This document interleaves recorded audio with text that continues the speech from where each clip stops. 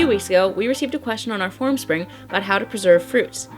Now that it's summer, and the summer fruits are starting to come into season, I thought it was a perfect time to show you how to preserve fruit so that you can extend their life and keep eating them way after summer's already over.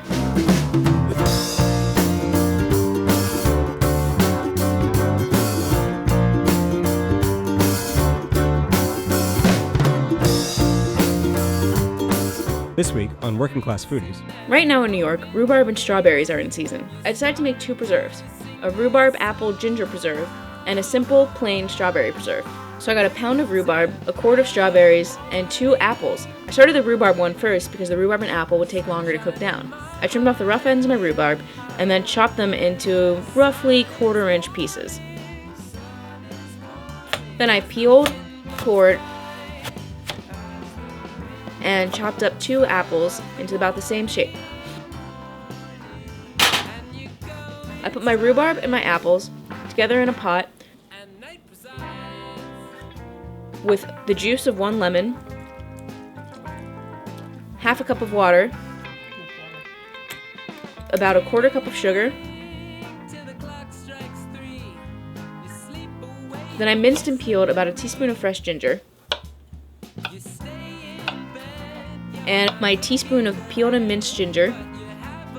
Most importantly, I added about a 1-inch square of lemon peel. Lemon peel provides pectin, which makes the preserves become a little bit thicker. And gave my apple and rhubarb preserves a stir. I covered this and brought it to a boil. Meanwhile, I removed the stems from my strawberries and chopped them in half.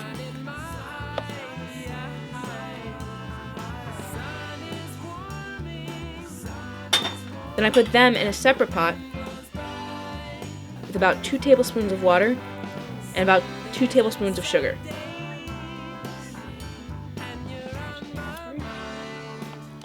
I brought my strawberry sugar water mixture to a boil. We're going to take a quick break while our preserves cook. When we come back, it's time to clean and sterilize our cans and can our preserves.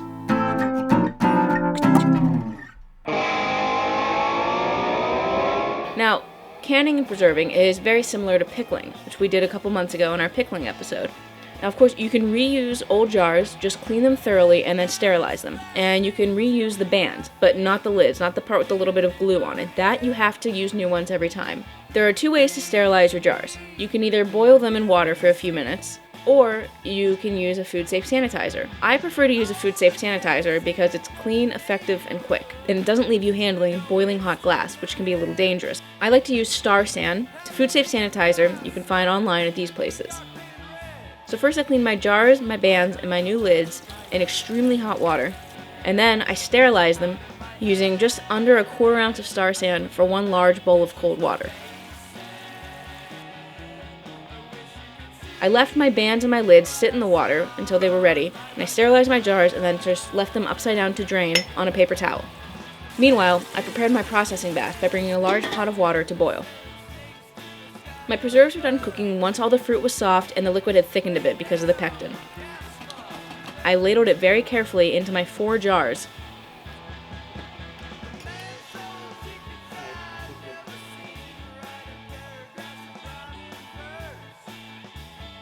And then I put on the lids, tighten the bands. Then I very, very carefully put my sealed jars in the boiling processing bath and boiled them for 10 minutes. Then I very carefully removed my jars and let them cool. Then I put them in the fridge. Once you open them, it's best to keep them in the fridge for probably no more than 2 to 3 weeks at most. You could do strawberry rhubarb, which of course is a very popular pie filling. You can do apple strawberry. Once raspberries come into season, you could use those too. Same thing with blueberries, peaches. Just about any fruit can work as a preserve. All in all, I made 4 large jars of preserves. And the total cost came to $9.50, which breaks down to less than $2.40 a jar.